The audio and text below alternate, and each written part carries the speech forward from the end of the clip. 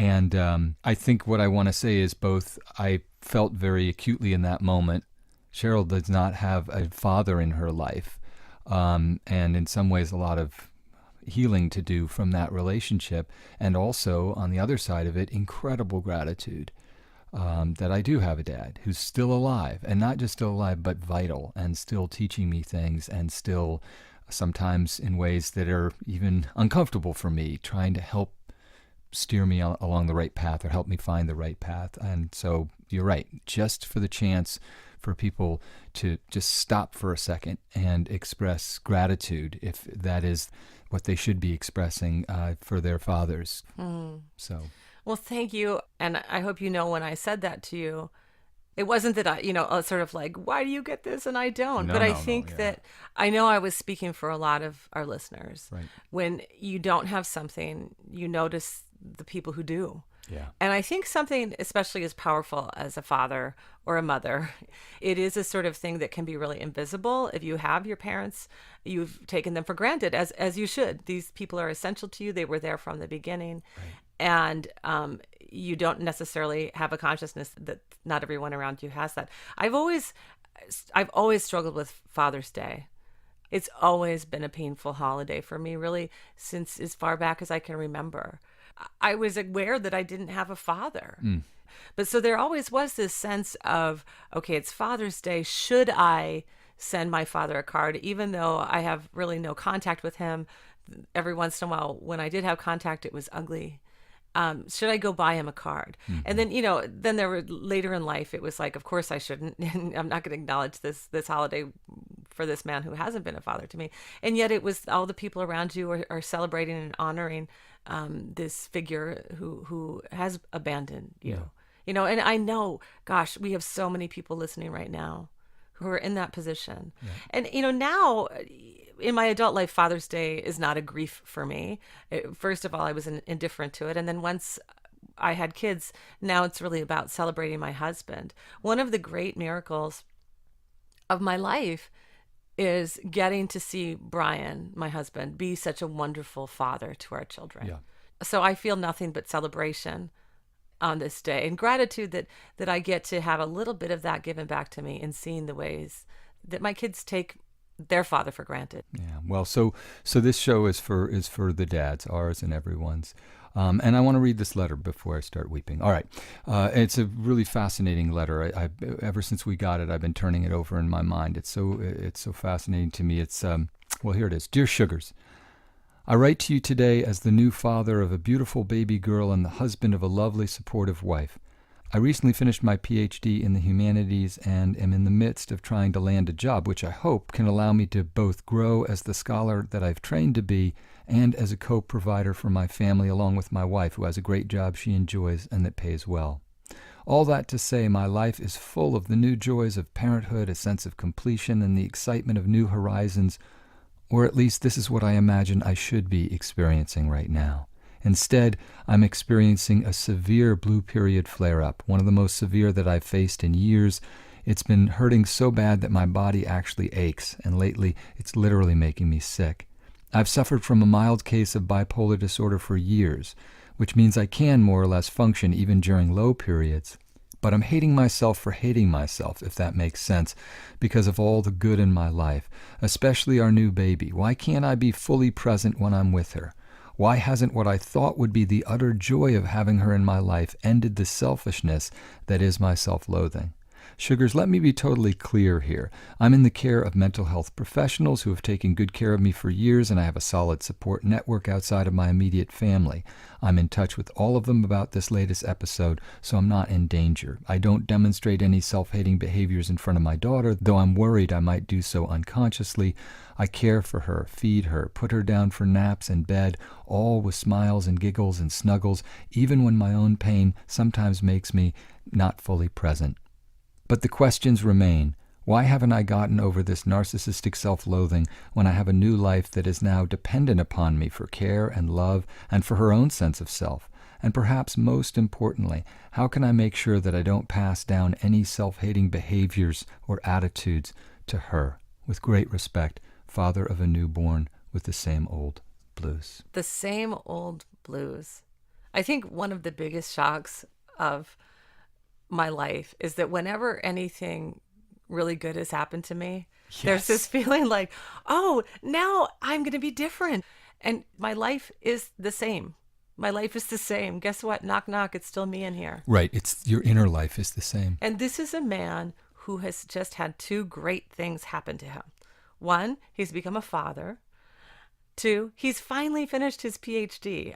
And so, he's, I'm sure, idealized what's on the other side of that. Just like he's idealized, not even needing to idealize. He's got this beautiful baby. Why isn't he happy? Right. So, I think you're absolutely right that what happens in an odd way is that we become conscious of the story we're telling about our lives. And there is this sense of, this should just be the happiest I've ever been. I should be elated. And anything that violates that story that we've told about ourselves is not just something unfortunate, it's a character flaw. yeah. It's some failing, that I am failing to be happier than I should be. I've gotten everything that I wanted. Why isn't my inner life shifted? And in fact, why is it shifted in this dramatic direction towards Right. self-hatred and loathing, and it's even affecting him physically? Well, the first thing we would both say is you have a biological illness. And it doesn't leave you when you have a baby or get your PhD or have a wife you love. I think one of the most painful parts of the letter is he expresses this feeling of, there he is smiling at his daughter and cooing at her. And he's aware that he's acting in ways that aren't reflective of how he's feeling inside. He's faking it. That's right. But I want to console him and not to diminish. Obviously, he's struggling with bipolar disorder. I'm so glad, father of a newborn, you're getting the right help you need for that. But I also want to say, part of being a parent, in my experience, is doing just that thing he describes. Yeah. Sometimes it's ecstatic and joyous, and you're like, "Oh my And gosh!" more often. And sometimes it's just like, ugh, and your mind is elsewhere, and you're frustrated or bored, and and I think that it's okay. It's okay to have a sort of negative feeling inside, even when you're, for the sake of your kids, pretending to feel happy and playing whatever games you're playing. And the truth is, not only is it okay, it's inevitable. That's right. I mean, and also, father with a newborn, you are who you are. In the great words of Popeye the Sailor Man, one of my favorite quotes of Popeye the Sailor Man. She is so erudite. Do you It's know this intimidating. quote? I believe it is, I am what I am. I'm not. And I believe it is from the Bible. I am what I am. It's from the Bible. Yeah. Are you what do you think joking? Popeye is about, man? I All got right. it from Popeye. Okay. There is a wonderful, simple truth about that. This is a man who struggles with bipolar disorder, which sometimes means that feels sad even when he doesn't have a reason to. Correct. And this is who he is. And this is who he is as a father. It's who he is as a scholar. It's who he is as a husband. The work that needs to be done is not how to fake it better. It's how to accept himself for who he is. Thank better. you. And I'm so glad you said that, because the other thing I was going to say is that we hear this in letters frequently, that mothers and fathers, and I'm glad it's a father writing in, but the same mentality or the same pressures that moms put on themselves, he's putting on himself. And one of the ones is he needs to recognize, just because you have a beautiful baby and you have the ideal in your head, that's not going to undo who you were before you were a parent. And actually, guess what? It exacerbates or exaggerates who you are. My impatience, my anxiety has not diminished because I have kids. It's harder. It's deeper, but it's harder. I mean, I wrote in one of my books, I have a silly essay called 12 Ways I Killed My Infant Daughter in Her First 48 Hours of Life. And it just documents how utterly wrecked by anxiety and worry you are about your kids, and the damage, a little baby, what you could do, all your negligence and so forth. And it's some version of this that he's expressing, in this idea of, I cannot let, and we've heard it so often, Cheryl, I cannot let my personal struggle, my pain, my anxiety, my resentment, I can't let any of that negative stuff Right. infect my child, or they will become as unhappy as I am at this moment, or I will doom them.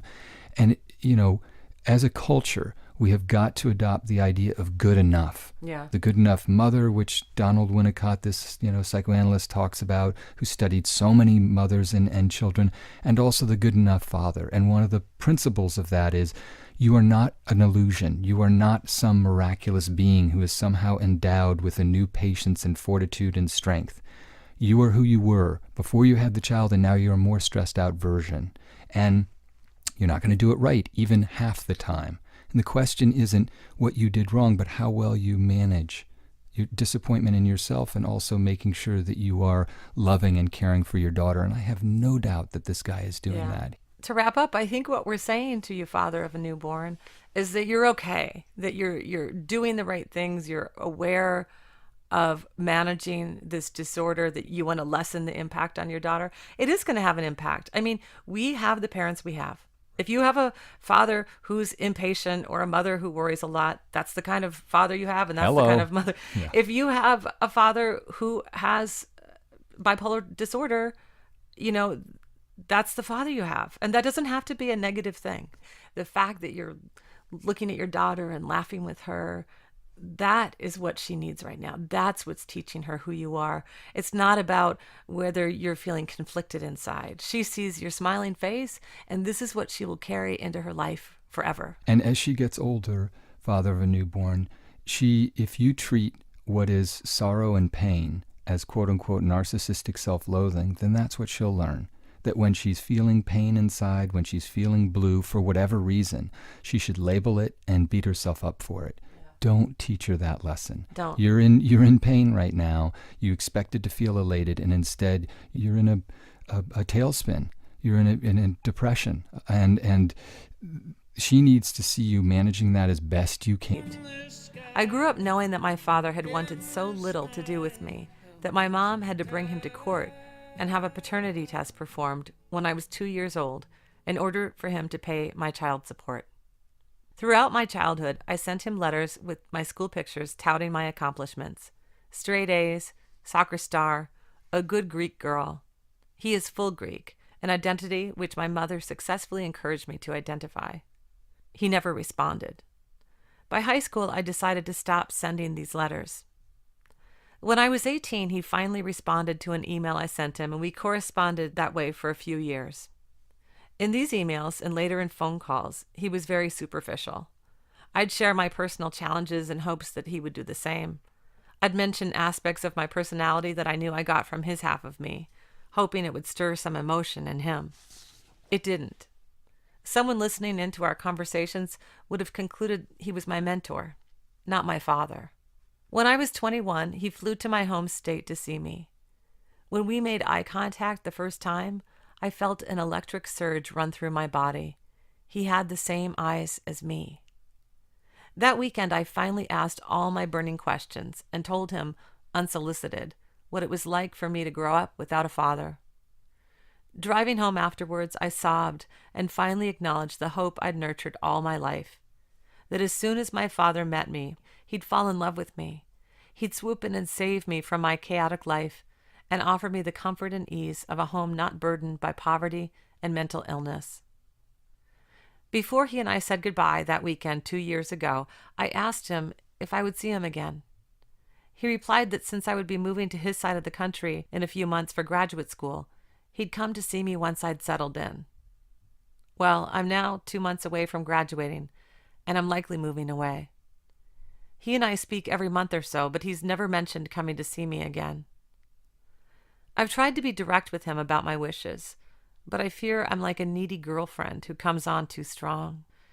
Sugar, what do I do? I was disappointed after my father and I started communicating that our connection wasn't instant or natural. He's a little boring, and he often misses my sarcasm. But I can't ignore the many similarities I have with him that I've never been able to share with my mother or siblings. My question for you is this. At what point do I stop trying or hoping for a closer relationship with my father? Our conversations do little to bring us closer. What does he want or get out of this relationship? Is it only to absolve himself of guilt and shame, of which he has never admitted to even feeling? Yours, Daddy Issues. She got the name right. I mean, this young woman has had, right out of the gate, a lot of misfortune, and it takes a while for the letter to reveal the extent of it. But the central thing that's on her mind and heart is her dad was not present in her life, and she has really and understandably personalized that. His narrative was whatever it is, but what we're hearing is, and very honestly, her version of it, and that is, he chose not to be in my life. He had a chance to be meaningful. He was there in court. The moment I was conceived, he left. He played no part in my life. But what's so interesting about the letter, Cheryl, is that we're hearing about that utter absence and disinterest, and a kind of hollowness in their actual interactions. They're very disappointing. But then there's this counter narrative, which is what she wished and the fantasy she constructed of what their relationship was supposed to be. And when I reached the paragraph when she talked about, I dreamed that he would fall in love with me and that he would sweep me away from the unhappiness, and she talks about poverty and mental illness, into a place of ease and comfort. I thought, well, God, he's not just Dad, he's also Prince Charming. And she has understandably, she has constructed that fantasy, but nobody can live up to that. And he is not exactly, his actions don't recommend him well as a hero. Let's put it that way. Right. And I think some people do live up to that. There are some fabulous fathers and heroic dads and, who are everything we would hope they would be. But daddy issues didn't get one of them. No. And that has been abundantly clear from the beginning. Yeah.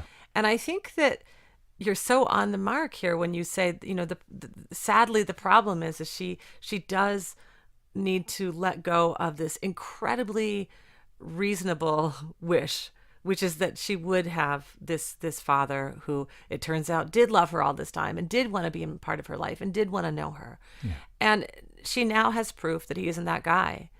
Yeah. So then what do we do? I mean, I think the problem, when we talk about how to figure out this problem, it sadly can't be how to make the father change his ways. Mm-mm. It never works. We can never force somebody to be who they are not. Or, one of the things I wrote in my sugar column, Tiny Beautiful Things, is you cannot convince people to love you. That is an absolute rule. Yeah.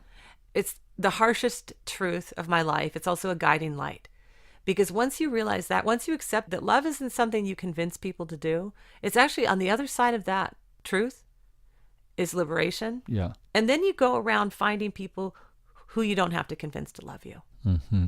And so what I wonder about here is, to me, really the only question, I mean, obviously, daddy issues, this is going to be a long journey for you, honey bun. Yeah.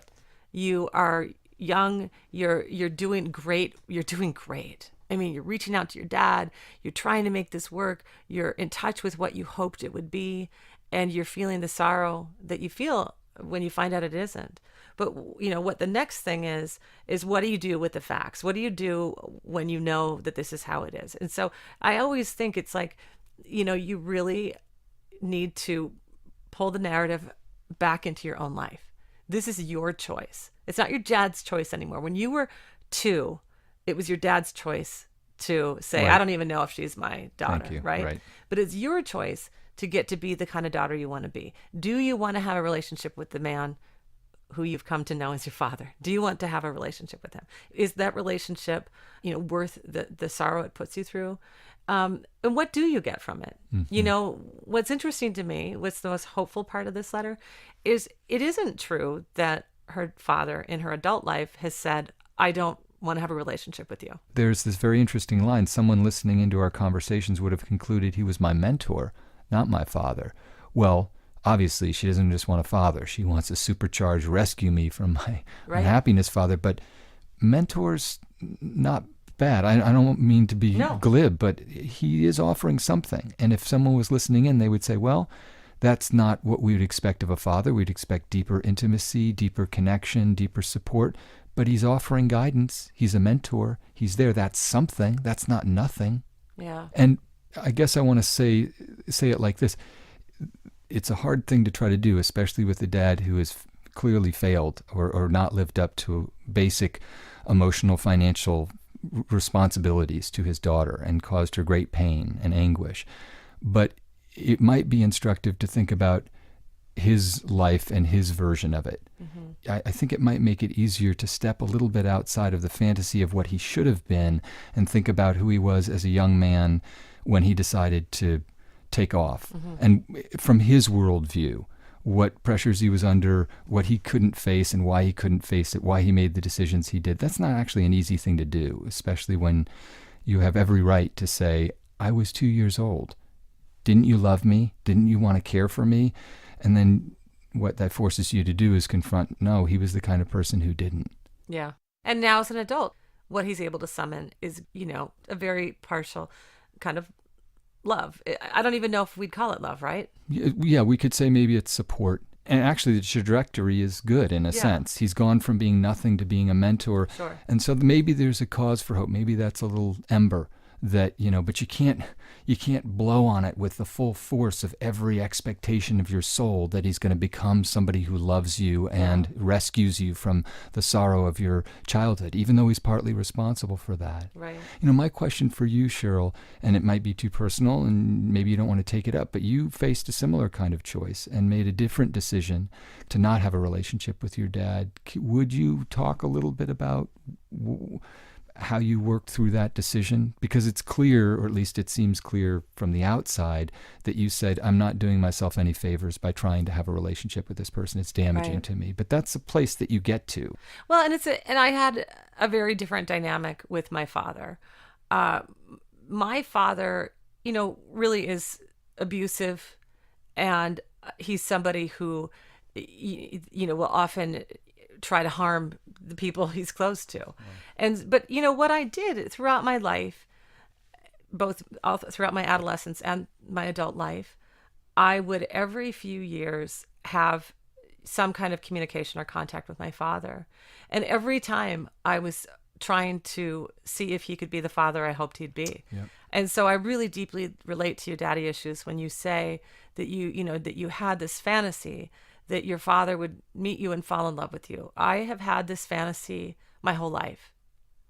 It is not a dream that dies easily. Right. I mean, it's really a hard thing.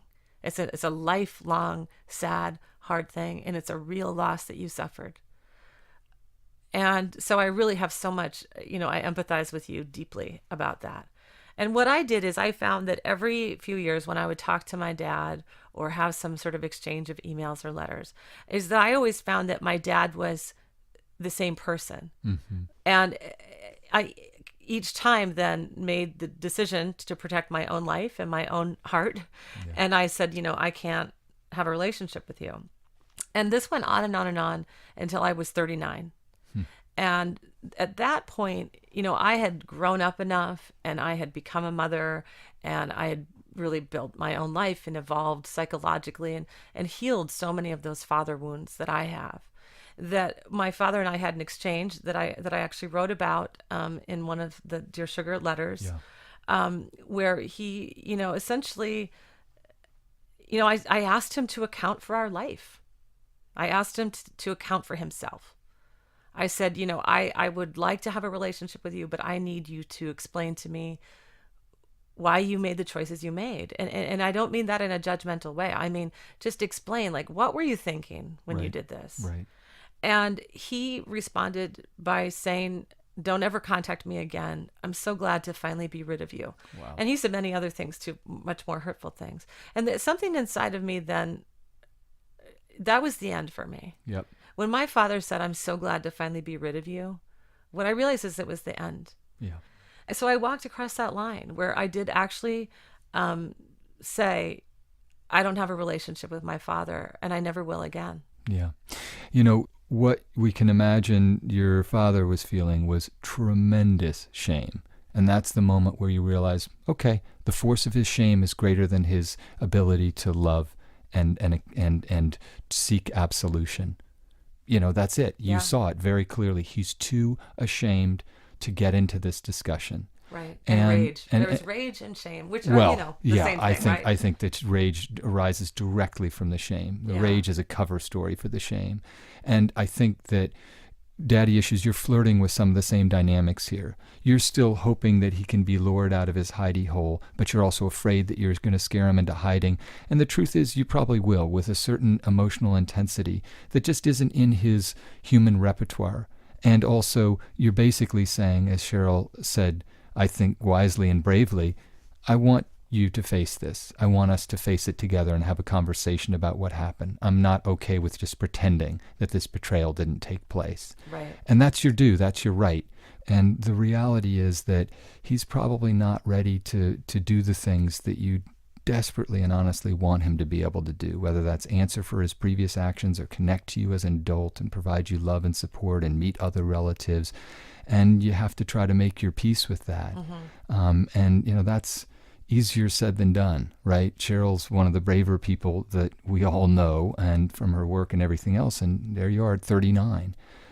Only at that point being able to say, I need you to really answer for these. And if you don't, then that's it. I'm no longer going to be chasing after that phantom of a dad that might somehow return the intensity of feeling and connection that we all yearn for. Right. It's our job as children to yearn for that, especially after our fathers, who are by nature often more remote from us. Yeah. Right?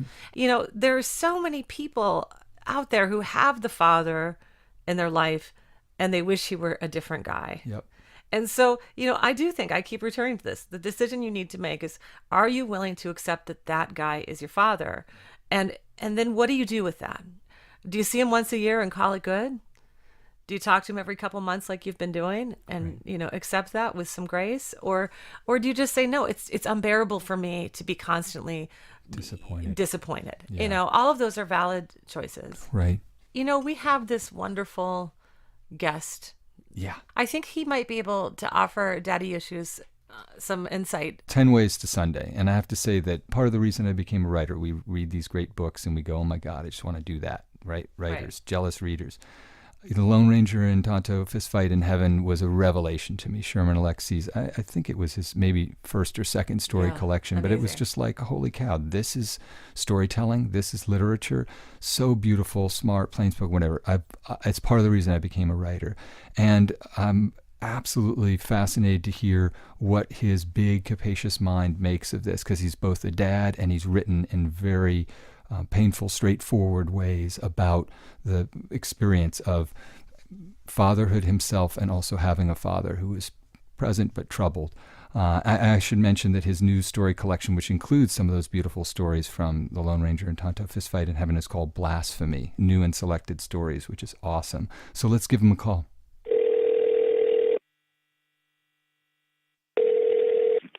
Hello? Sherman Alexie. Yes. This is Cheryl Strayed. Hey, Cheryl, how are you? Steve, Almond, and I are so pleased that you're going to talk to us today. It'll be great. How you doing, Sherman? Hey, Steve. We just got done, Sherman, talking about this very bruising letter from a woman who identifies herself as daddy issues, and we thought to ask what you make of it, especially because there's a considerable overlap, I think, in your biographies and because you've written so beautifully about fatherhood and its attendant discontents.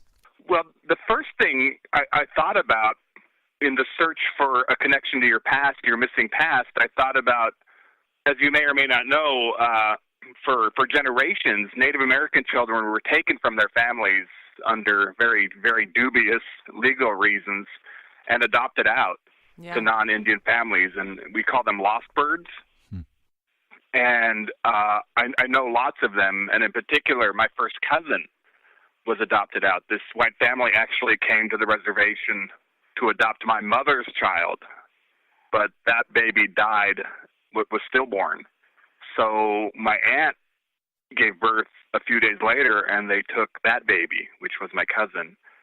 So she lived apart from us, and we had no contact with her for, I guess until I was about 11, when I even learned she existed. Was she older than you or younger than you? Older than I was. Uh-huh. And then she started visiting, coming to the reservation for powwows and such, looking to reconnect with the family, with the tribe, with the tribal culture.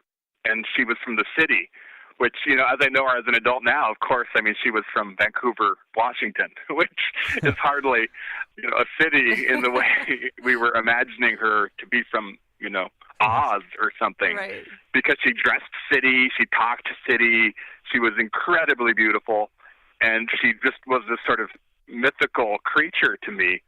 And I didn't really pick up on her really monumental sadness. And so over the years, she has tried to reconnect with the tribe.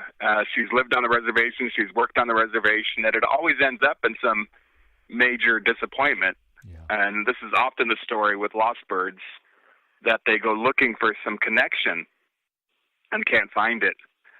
And there's an end result they're looking for that they never achieve. And in reading this letter, I was thinking about that. And I mean, I myself don't know of a lost bird story that really ends beautifully. Yeah. Really. You know, one thing, Sherman, you bring up this interesting point about expectation and idealization. When you are not with someone like your father, you get to sort of decide who he's going to be and what sorts of connections or conversations you're going to have. And this letter writer is like, he failed her the first time by essentially abandoning her. He failed her the second time by not being who she dreamed he would be. And it's bigger than that, because she, as Sherman's suggesting, somewhat like the Lost Birds, has constructed this entire rescue fantasy that is, it's completely understandable, but it's entirely of her own making. It's an act of imagination. And the dad is just sitting there being a human. Yeah. I mean, he's just an everyday, ordinary jerk. Right, exactly. Well, that's the other thing is, you know, so many people obviously have parents, you know, this dad could have been there all of her life and been a disappointment in this same way. I mean, he could have been sitting in the recliner right there in the room for 20 years and been the same guy. Being boring and not getting her sarcasm. And a lot of people listening, you know, to us right now actually have that experience, that father. What about your own father, Sherman?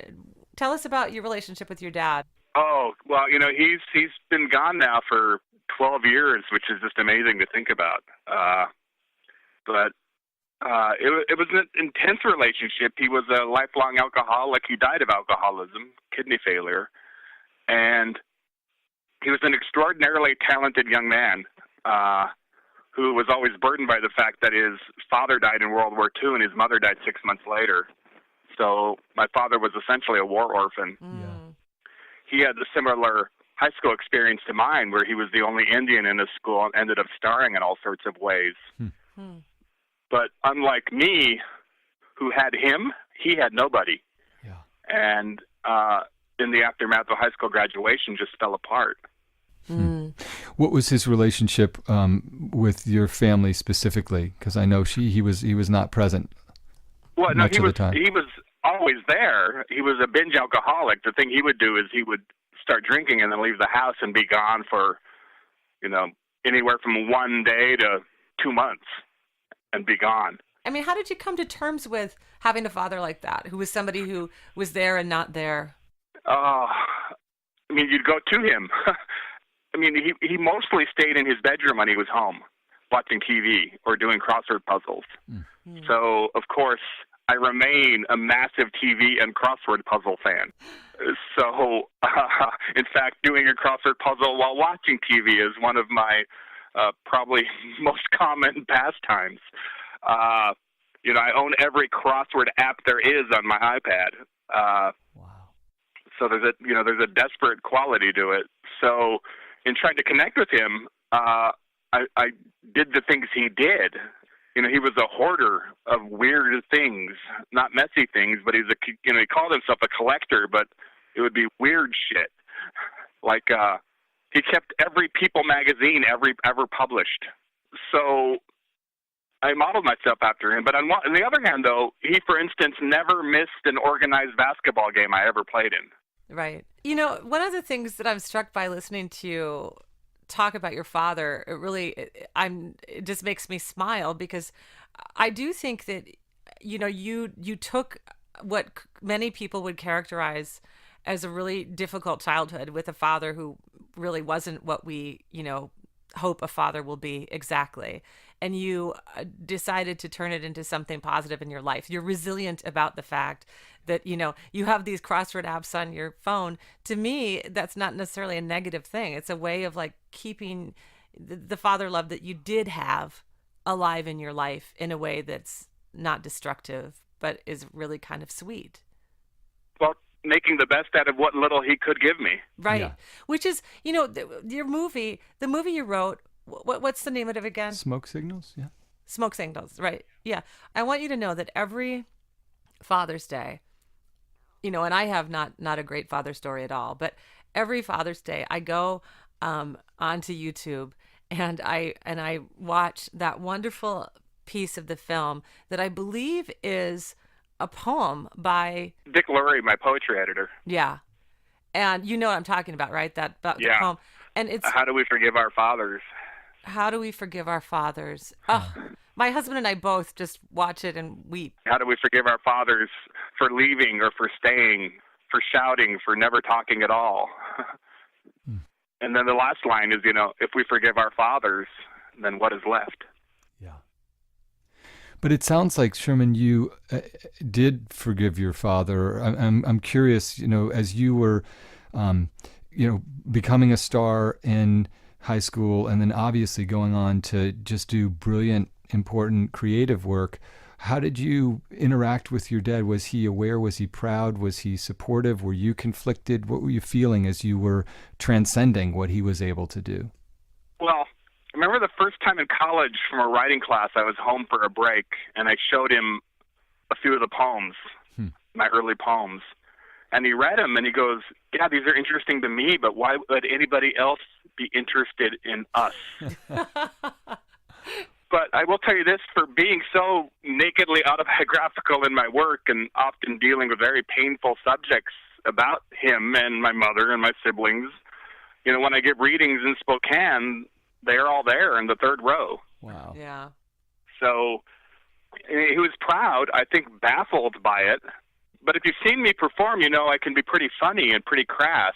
Yeah. I've seen you perform. I've noticed that. Those are two verbs that sound accurate.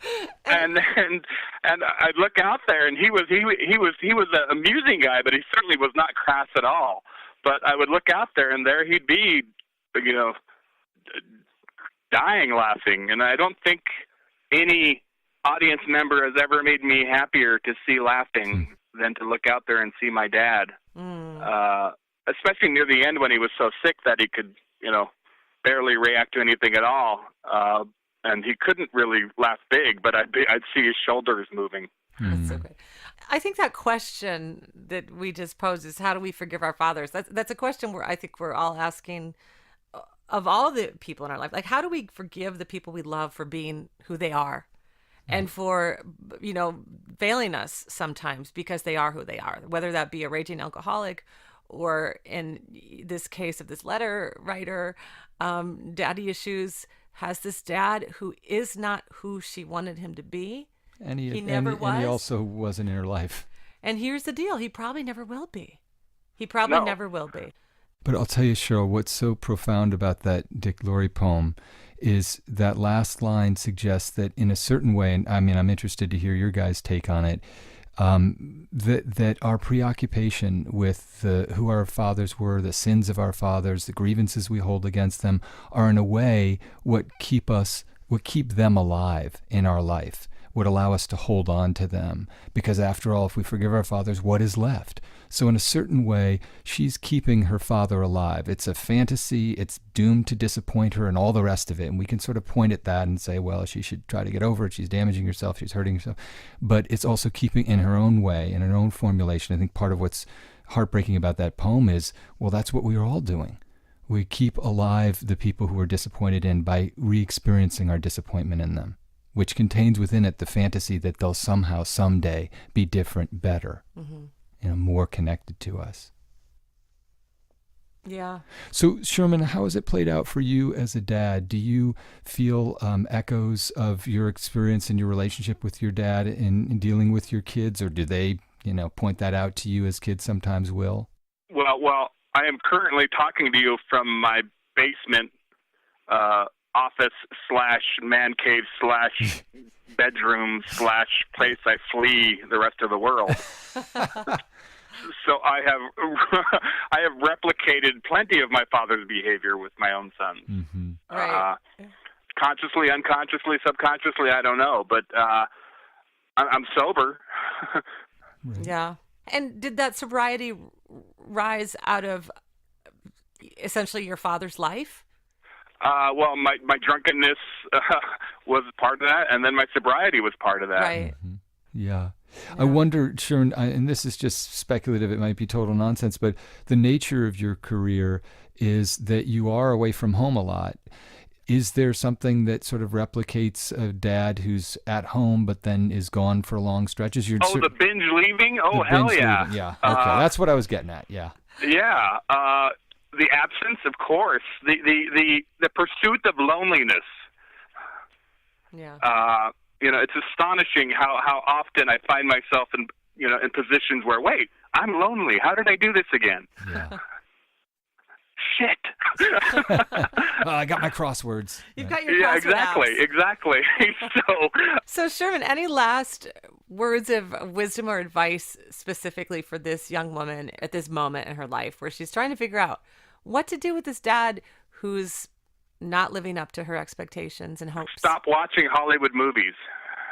Yeah. Yeah. I think the way in which romantic comedies are a big factor in our divorce rates. Yeah. I think family Christmas movies are also the same kind of big factor. Yeah. Where everything gets resolved in 90 minutes and there's no agony left. I think about the nice thing they did with your movie, Cheryl, based on your book, which they could have really made it a Hollywood ending, and they didn't. They left the sense of, well, this part is accomplished and now the next part begins, but I feel stronger. Yeah. It's always so nice to talk. We could just talk to you all day long. We'd be happy. But it's always nice to connect with you. Well, thank you. Yes, you too. Thanks so much, Sherman. Thanks, Steve. Thanks, Cheryl. Thanks. Bye. Bye.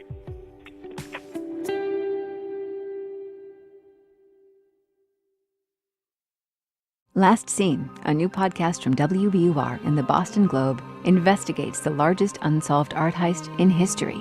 So about the time that he begins putting the duct tape on, he says, this is a robbery.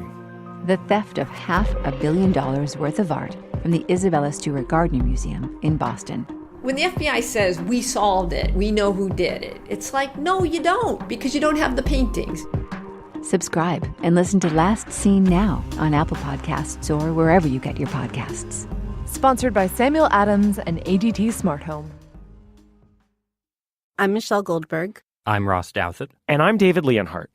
We're the hosts of The Argument, a new podcast from the New York Times opinion section. These days, it's more important than ever to listen to people who disagree with you. Maybe they'll teach you something new. Or maybe they'll just teach you how to beat them.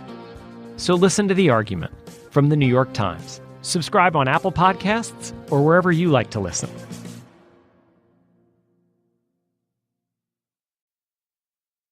I thought it was so interesting that Sherman gave us a cultural story. Yes. Of loss. That's right. These lost birds. And I have to say my mind didn't go in that direction. But the minute he started talking about it, it really did offer, I think, maybe some powerful consolation or at least explanation to daddy issues. Yeah. About, what happens when we lose that essential thing like a father, and how often, no matter how far we journey to get that thing that we lost back, we're going to be disappointed unless we rewrite the script. Right.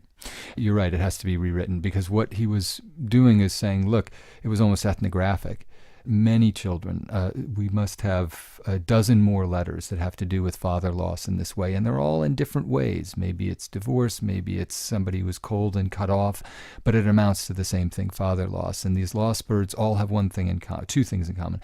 They lost their families, and when they wanted to rejoin them, they had developed an idealized notion of what it was going to be like, and that turned out to be a setup for disappointment.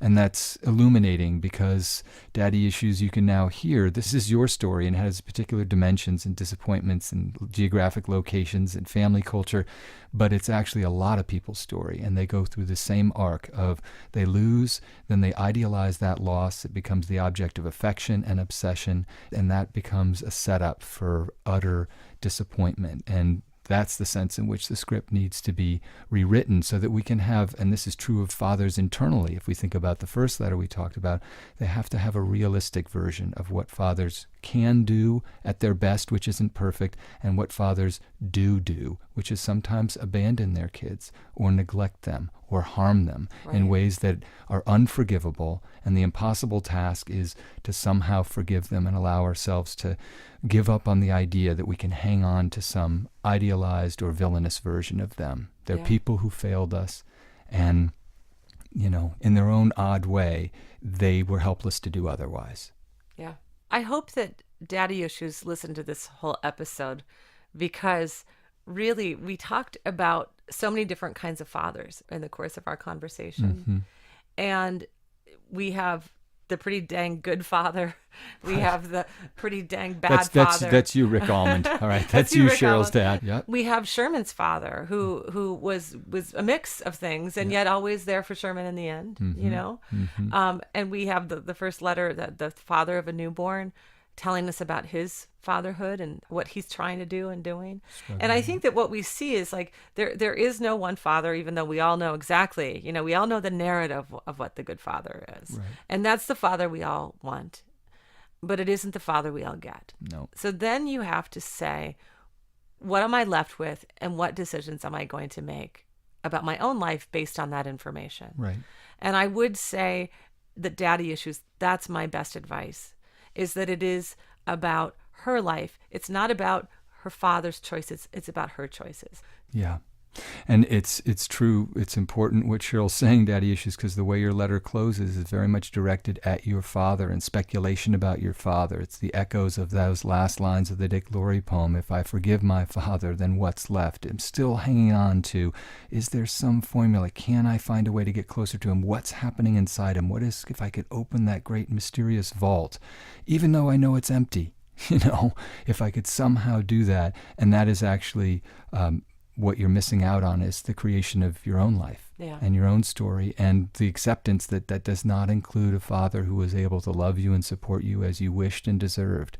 And that's rotten luck. But, you know, you got to create your own good luck in making your story, in the absence of that father that we all wish to have in our own ways, something that's true and beautiful and meaningful. I think she'll do it, but she does have to, you do have to shift the focus back to your story. Yeah. If you have dark luck, as the great Edna O'Brien said, your job is to find some glimmer in it. How do we forgive our fathers? Maybe in a dream. Do we forgive our fathers for leaving us too often or forever when we were little? Maybe for scaring us with unexpected rage, or making us nervous because there never seemed to be any rage there at all? Do we forgive our fathers for marrying or not marrying our mothers? For divorcing or not divorcing our mothers? And shall we forgive them for their excesses of warmth or coldness? Shall we forgive them for pushing or leaning? For shutting doors? For speaking through walls? Or never speaking? Or never being silent? All dads, okay? Anybody who's listening, we have a lot of listeners who are dads, but they're like a silent majority. We want your questions and concerns. You don't have to be the strong silent type. Let us know what's on your mind and hearts. And stepdads too. And stepdads and adoptive dads and people who step in. All the dads. Everybody should write us letters. Send them to dearsugarradio@gmail.com. Dear Sugar Radio is produced by WBUR here in Boston. We're produced and edited by the inimitable Lisa Tobin, and we're recording at Cybersound in Boston. We want to offer our thanks to Perry Geyer and Justin Sheriff, and we want to wish everybody out there a big, fat, happy Father's Day. Happy Father's Day. Do we forgive our fathers in our age or in theirs? Or in their deaths, saying it to them or not saying it?